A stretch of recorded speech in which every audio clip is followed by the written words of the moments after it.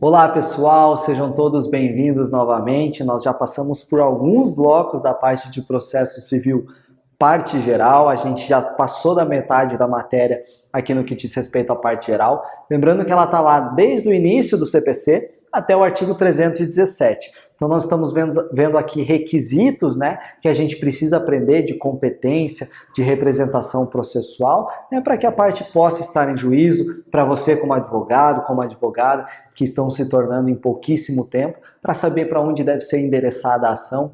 Enfim, uma série de requisitos aqui que vai nos ajudar muito no dia a dia, na nossa prática.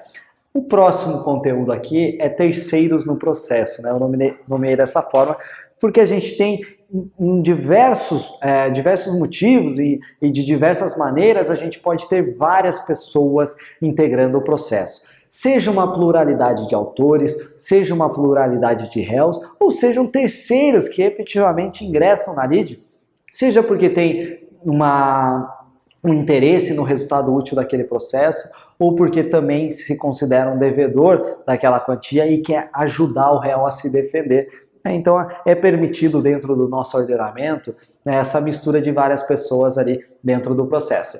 Entre elas nós temos litisconsórcio, é a primeira que a gente vai analisar, intervenção de terceiros, denunciação à lide, chamamento ao processo, incidente de desconsideração de pessoa jurídica, né, da personalidade jurídica, e o amicus curiae. Não vá me falar numa sustentação oral, né? O amicus curiae, né? Às vezes a gente escuta. É o amicus curiae. E o nome é muito sugestivo ali e a gente já vai entender para que serve essa figura. Ok? Vamos falar primeiramente do litisconsórcio. Não confundam essa palavrinha com aquele tema lá do início da nossa disciplina de litispendência, né, que a gente tinha a identidade de partes de pedido, de causa de pedido e pedido no processo, né, daí tinham causas idênticas, causava litispendência. Aqui é outra palavra, ela começa igual, mas a gente está falando do litisconsórcio, de mais de uma pessoa envolvida no mesmo polo da ação. Olha o artigo 113. Duas ou mais pessoas podem litigar no mesmo processo em conjunto, ativa ou passivamente, quando? Então a gente está falando aqui, mesmo processo, juntas, ativa ou passivamente. Ativa autor, passivamente na condição de ré. Quando? Entre elas houver comunhão de direitos ou obrigações relativas à lide, ou seja, diz respeito às duas pessoas aquilo que está sendo discutido. Entre elas houver conexão pelo pedido ou pelas causas de pedir. A conexão a gente também viu lá no início da nossa disciplina, conexão e continência. Então, quem não se recorda, dá uma volta lá, lê novamente os artigos. Ou quando ocorrer afinidade de questões por ponto comum de fato ou de direito. Ou seja, elas estão diretamente vinculadas naquele problema que está sendo discutido, nada mais natural que você tenha mais de uma pessoa no polo da ação. Não faria sentido, por exemplo, você ter que entrar 10 pessoas te lesaram. Aí você é obrigado a mover 10 ações diferentes. Não faria nenhum sentido. Então, por isso que o litisconsórcio ele é permitido no nosso ordenamento. E aqui vamos ver as características, tá? O litisconsórcio pode ser ativo, passivo e misto. É a primeira característica. O que eu quero trazer aqui para vocês? Ativo, pluralidade de autores. Passivo, pluralidade de réus. Ou misto, vários autores e vários réus. Então, o litisconsórcio ele pode estar em qualquer polo do processo. Segunda classificação, litisconsórcio inicial, também chamado de originário, ou litisconsórcio ulterior, também chamado de superveniente. O inicial, aqui eu acho que até vocês já entenderam o que eu quero dizer, mas vamos reforçar. O inicial é aquele que desde a petição inicial, desde o início do processo, o autor já pediu a citação de duas pessoas no polo passivo, de 2 réus. Então, ele é um litisconsórcio inicial, originário, desde o início do processo. E o litisconsórcio, por consequência, ulterior ou superveniente, ele vem a ocorrer no curso do processo. Tá bom? Então, vamos imaginar aqui a seguinte situação, vamos sempre dando exemplos aqui para ajudar na fixação. Imagine que você está planejando uma viagem de férias com a tua família. E daí você começa a pesquisar passagem aérea, hotel na internet, e por meio desses sites que vendem esses pacotes, né, do tipo decolar.com, Booking, vamos imaginar que você comprou uma passagem para o Nordeste, tá? O pessoal do Sul aqui comprou uma passagem para ir para o Nordeste. E daí você compra por meio da plataforma, um exemplo, decolar.com. Só que quem vai operar aquele voo que vai até o Nordeste é uma das companhias aéreas, Azul, Gol, Latam, enfim. E você chega no aeroporto, está com a tua família inteira, criançada, né? Corre para lá, cheio de mala, fala assim, pois não, senhor, eu vim fazer o check-in para o voo para o Nordeste. Ela fala, não, senhor, esse voo está cancelado. Ele fala, não, como que está cancelado? Ninguém me avisou. Eu falo, não, já está cancelado há um bom tempo, o senhor deve ter sido comunicado. E você não foi. Aí a companhia aérea fala, não, a agência de viagem que você comprou, a intermediadora da venda, deveria ter te avisado. Aí você vai atrás da Decolar, daí a Decolar fala, não, isso é responsabilidade da companhia. Aí você fala assim, poxa, quem é que está falando a verdade? Nesse caso, você distribuiria uma ação com um litisconsórcio passivo, Decolar e companhia aérea, inicial, desde o início do processo, você já vai colocar as duas para responder solidariamente por aquela lesão que geraram você. O litisconsórcio também ele pode ser necessário, ou seja, a lei determina que todas as pessoas têm que estar naquela relação, porque a defesa de uma influi na defesa da outra, ou ele pode ser facultativo, é uma opção da parte. Você pode falar assim, nem vou chamar Decolar para isso aqui, porque eu ouvi dizer que eles vão pedir recuperação judicial, depois eu não vou poder executar, eu vou entrar direto contra a companhia aérea, porque eu sei que lá tem. Então, aqui no facultativo você pode optar, você quer colocar só a intermediadora da venda ou também a companhia aérea. E por fim, o litisconsórcio, aqui é importante, ele vai ter uma decisão unitária ou uma decisão comum. O que isso nos diz? Em certos tipos de litisconsórcio, a decisão, vamos supor aqui, você está como autor, ok?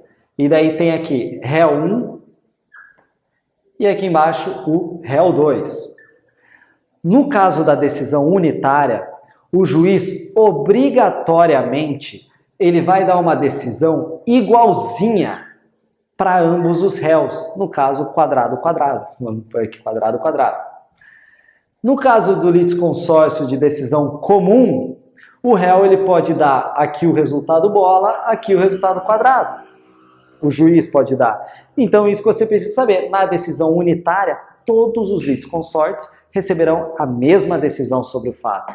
E na decisão comum, o juiz pode variar, né? Pode colocar um para cá, enfim, conforme diz o bom direito, mas também dentro dos poderes do juiz.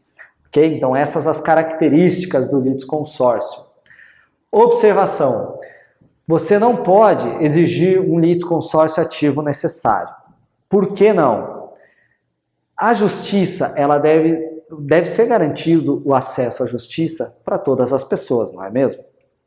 Então, imaginem que se eu me sentir lesado, hoje eu tenho o direito de buscar o judiciário para me ver ressarcido daquele dano.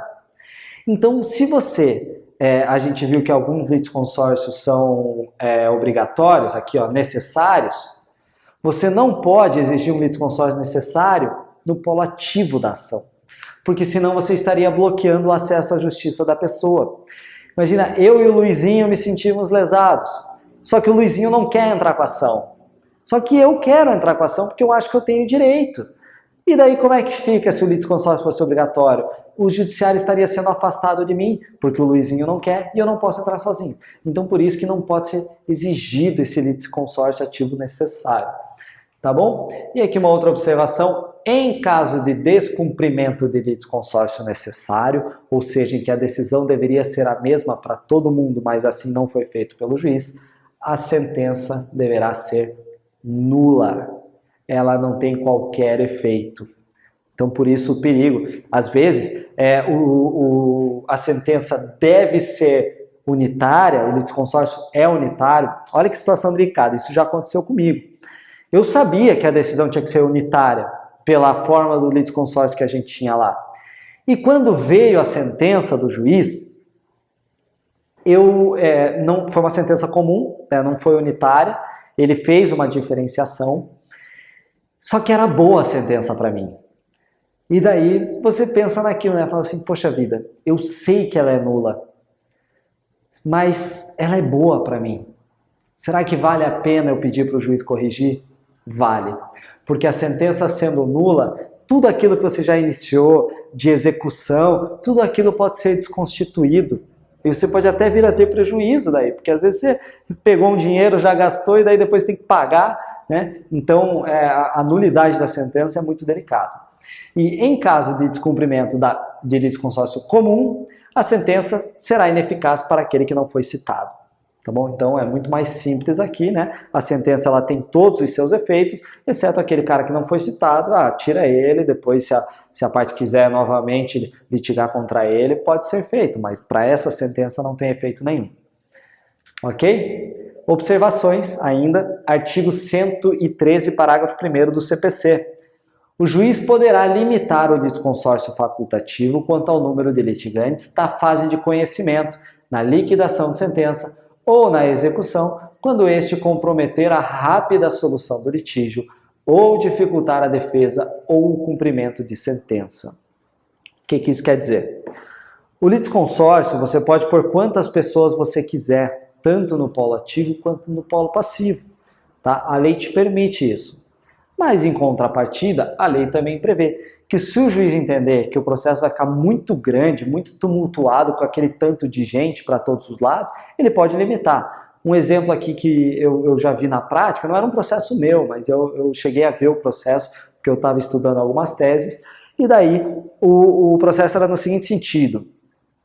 Os passageiros de um voo internacional, tinha 200 e poucos passageiros naquele voo, e todo mundo embarcado já, problema técnico na aeronave, voo cancelado, todo mundo deixado no aeroporto, né, por mais de um dia, daí não tinha dinheiro para o hotel, uma confusão. Tinha um sortudo advogado naquele avião, ele juntou todo mundo e falou, pessoal, vamos entrar com uma ação contra a companhia aérea. Aí ficou aquele polo ativo de autores de um monte de pessoas. Aí o juiz falou, gente, imagina organizar tudo isso, uma audiência com a presença obrigatória de todo mundo, é humanamente impossível. E daí o juiz falou, pessoal, vamos limitar em 10? Vamos dividir em várias ações, 10 pessoas nessa, 10 nessa, 10 nessa. Então o juiz tem essa liberdade só apenas para facilitar o procedimento, tá? Não é nada complexo e de fato tem que ser feito para tornar tudo mais rápido. Parágrafo 2º do 113, o requerimento de limitação interrompe o prazo para a manifestação ou resposta que recomeçará da decisão, da intimação da decisão que o solucionar. Então, a partir do momento que o juiz pede aquela ramificação para evitar com que qualquer parte saia prejudicada, acabe perdendo um prazo, ele interrompe o prazo para manifestação ou resposta. Guardem bem essa palavra, interrompe o prazo, tá? Porque se eu tivesse lido aqui suspende o prazo, ninguém ia perceber a diferença. Se eu tivesse falado aqui suspende, mas eu estou frisando, interrompe o prazo, vocês vão entender mais para frente que prazo pode ser interrompido ou pode ser suspenso. Uma questão ótima para cair na prova de vocês e tem diferença entre interrupção e suspensão que a gente vai ver mais à frente, então não sai daí, a gente vai falar sobre prazo mais à frente. Lembrando que o juiz pediu para ramificar o processo e interrompe prazo para manifestação. Artigo 118. Cada litisconsorte tem o direito de promover o andamento do processo e todos devem ser intimados os respectivos atos. O litisconsorte ele entra no processo como parte. Então, obviamente que ele tem o direito de promover o andamento do processo, ele está lá como uma parte qualquer. Mas o que mais chama atenção nesse artigo 118 é que todos devem ser intimados os respectivos atos. Então, da publicação de uma decisão interlocutória, se tiverem 20 pessoas no polo passivo, como réis daquela ação, as 20 precisam ser intimadas daquela decisão, sob pena de nulidade de intimação. Então, sempre que você está no outro polo da ação e você verifica uma irregularidade dessa, Já avisa na hora o juiz, já sana aquilo na hora, porque depois você vai reclamar isso lá na frente, a outra parte vai se ligar que foi feito errado, vixe, vai ter que voltar tudo, é um problemão. Então, todo mundo precisa ser intimado. Vamos falar agora da intervenção de terceiro na questão da assistência simples ou litisconsorcial. Tá? Acabou aqui o tema de litisconsórcio, vamos falar da assistência. Artigo 119. Pendendo causa entre duas ou mais pessoas, o terceiro juridicamente interessado em que a sentença seja favorável a uma delas poderá intervir no processo para assisti-la. O que isso quer dizer, pessoal? Imagina que existe uma ação eu contra fulano, tá bom? E daí o fulano, na verdade, se o fulano perder essa ação, o ciclano também vai sair prejudicado, porque tem um fato ali que diz respeito a ele também. E daí eu entro só contra o fulano.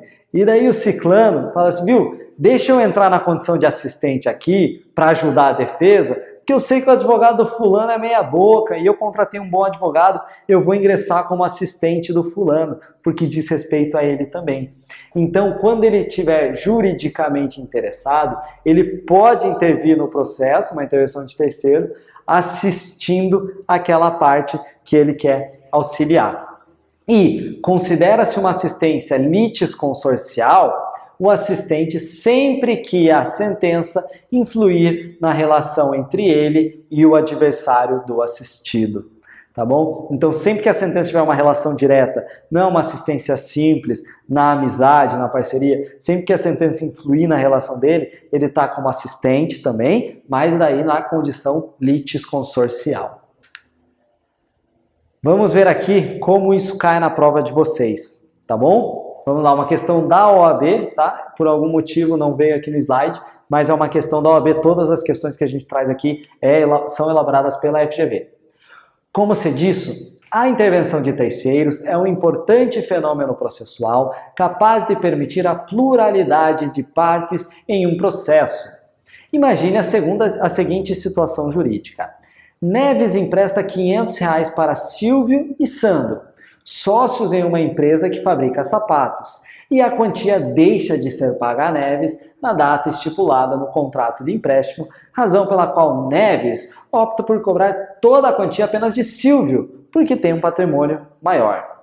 O Sandro resolve, então, requerer a sua intervenção no processo por temer que Silvio venha a sucumbir e que, ato contínuo, venha a agir regressivamente contra ele após ter pagado toda a quantia devida a Neves com a finalidade de obter de Sandro a sua cota parte da dívida.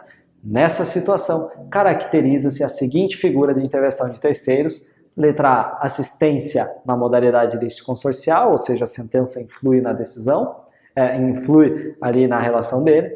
B, denunciação à lide. C, chamamento ao processo. Ou D, uma assistência simples. Tá bom? Então aqui um caso muito parecido com o exemplo que eu dei, né? Do meu amigo ali que o ciclano interferiu na causa contra o fulano.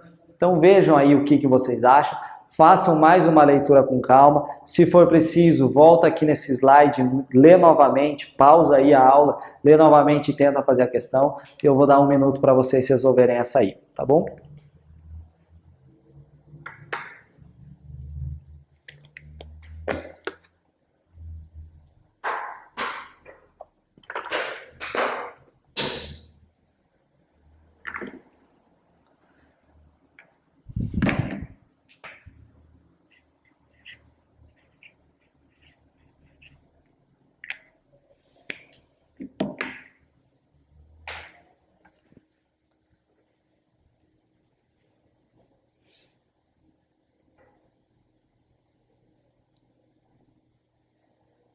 E aí, pessoal? Alguém chegou na resposta? Estava muito fácil porque a gente tinha acabado de passar por esse tema, né? É claro que a sentença vai influir na relação jurídica entre Sandro e Neves aqui, porque eles são, a dívida ela foi contraída por ambos. Então, se o Neves entra só contra um, depois o Silvio pode pedir regresso contra o Sandro. Pode ir lá no judiciário e falar, viu, eu paguei tua dívida lá, agora eu estou entrando com o processo para te cobrar aqui. Então, na medida em que vai influir, era uma assistência litisconsorcial, letra A é a correta ali na hora da prova da OAB. Parágrafo único, voltando aqui para o artigo que nós já estávamos no 119. A assistência será admitida em qualquer procedimento em todos os graus de jurisdição, recebendo o assistente o processo no estado em que se encontre. Então aqui o que fica, em destaque é que em todos os graus de jurisdição você pode ingressar como assistente. Lembra que quando a gente falou de litisconsórcio, ele podia ser originário desde o início do processo ou ulterior, superveniente, entrar no meio? A assistência ela ocorre da mesma forma, tá bom? Tanto de início quanto ao longo do procedimento. Artigo 120. Não havendo impugnação no prazo de 15 dias, ou seja, a assistente pediu para ingressar na lide. O juiz falou, olha, autor, tem um cara pedindo para entrar aí. Não havendo impugnação por parte do autor em 15 dias, o pedido de assistente será deferido, salvo se for o caso de rejeição liminar, quando o juiz vê que não faz nenhum sentido isso aqui, nem peça para entrar novamente. Parágrafo único. Se qualquer parte alegar que falta ao requerente interesse jurídico para intervir, o juiz decidirá o incidente sem suspensão do processo. Tá bom? Então, quando ele já estiver na lide, mais uma parte fala assim, não, ele não tem interesse jurídico, o juiz fala, tudo bem, vamos decidir sobre isso, mas vamos abrir uma caixinha ao lado aqui, vamos fazer em forma de incidente para que o curso do nosso processo fique normal? Pode ser? Pode ser. Então ele não suspende o processo, o curso do processo mantém-se incólume, mas terá um incidente para decidir especificamente essa questão da assistência.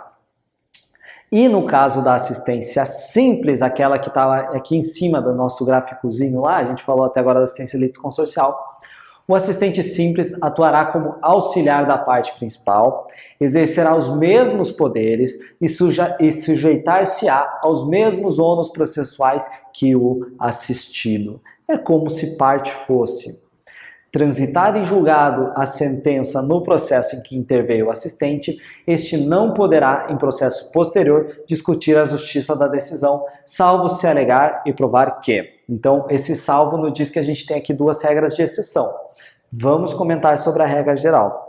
Se o assistente opta por ingressar na demanda na condição de assistente simples, aqui no nosso caso, e ele tem os poderes da parte, fala assim, viu amigo, você optou por entrar, então você perde o seu direito de entrar depois com outro processo, tá bom? Então, veja bem se você quer entrar aqui na condição de assistente. Agora, existem duas exceções, que é esse salvo, essa palavrinha que aparece tanto nos nossos códigos. Primeira exceção, se ele alegar e provar que, pelo estado em que recebeu o processo, ou pelas declarações e pelos atos do assistido, foi impedido de produzir provas suscetíveis de influir na sentença. Tá bom? Ele não teve acesso, veio um documento posterior, um novo documento que, poxa, caía como uma luva para ele comprovar aquilo que ele queria, mas na época não tinha documento. Então, se ele alegar e provar isso, aí sim ele mantém-se o direito dele de ação posterior. Ou dois, salvo se alegar e provar que desconhecia a existência de alegações ou de provas das quais o assistido, por dolo ou culpa, não se valeu. Tá bom? Então também é uma novidade ali para a vida dele aquilo. Ele falou, eu assisti de fato, eu tive ali os mesmos poderes, eu perdi, mas agora eu quero entrar com a ação porque à época eu não tinha como saber disso. Tá bom? Então aqui as duas exceções da assistência simples. Vamos então começar a falar de outra forma de intervenção de terceiros, que é a denunciação à lide. Essa aqui é a mais delicadinha, porque não é um mero assistente, é um pouquinho mais complicado. Vamos ver então uma definição.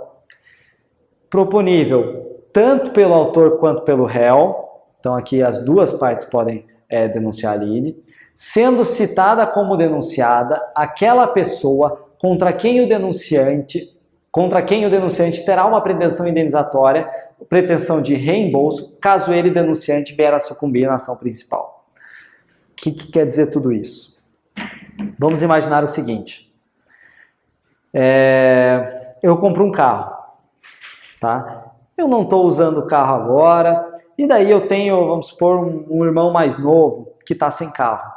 Eu falo assim, irmão, eu vou te dar esse carro, tá? Tô te dando, não precisa pagar nada, né? Eu só não vou fazer a transferência e tudo, o carro está no meu nome já, mas assim, vamos fazer um contrato que os tributos relativos à propriedade desse carro, você que vai pagar.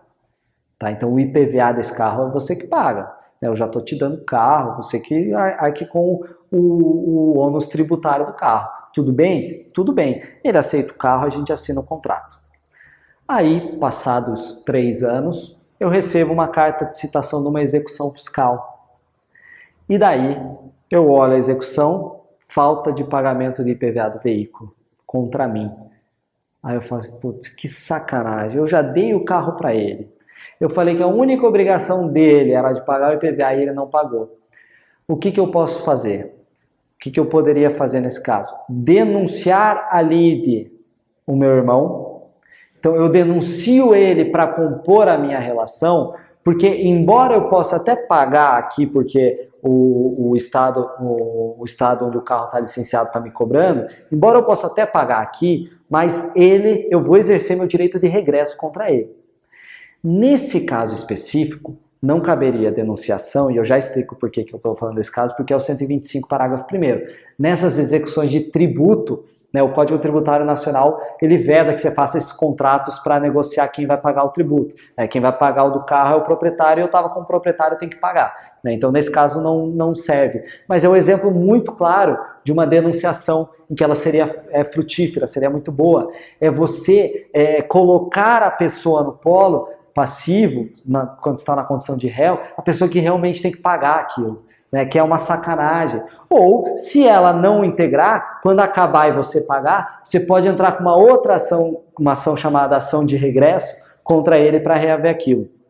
Por que eu dei o exemplo do carro, que na realidade nem cabe a denunciação no caso de execução fiscal, mas aqui, o direito regressivo será exercido por ação autônoma quando a denunciação da lide for indeferida, deixar de ser promovida ou não for permitida. Aqui é o exemplo do carro. O CTN não permite essa denunciação porque a convenção entre terceiros não afeta o fisco. Isso é uma relação eu e meu irmão de quem ia pagar o tributo. Mas fato é que em todos os outros casos, tirando essas 3 exceções, você pode denunciar a lide e chamar para o processo. É o mesmo efeito prático. Quando você não pode, o que você faz? Tudo bem, responde a ação, paguei o tributo, agora eu pego toda essa documentação e faço uma ação de regresso contra ele. Agora você vai me pagar, tá bom? Então, basicamente, a denunciação à lide tem esses conceitos iniciais, tá? Então, lembrando, quando não for permitida a denunciação à lide, você pode exercer o seu direito por meio de uma ação de regresso. Então, lembrem-se, falou em denunciação à lide, vincula essa palavra aqui. Reembolso. Ou regresso, então, desculpa a letra de cavalo ali, né, tá? Mas acho que vocês conseguiram entender aí. Reembolso ou regresso. Então, sempre que falar em denunciação à lide, lembre dessas 2 palavrinhas. E no próximo bloco, a gente vai voltar com mais observações acerca desse instituto, dessa modalidade de intervenção de terceiros. Ok, pessoal? Obrigado e até a próxima.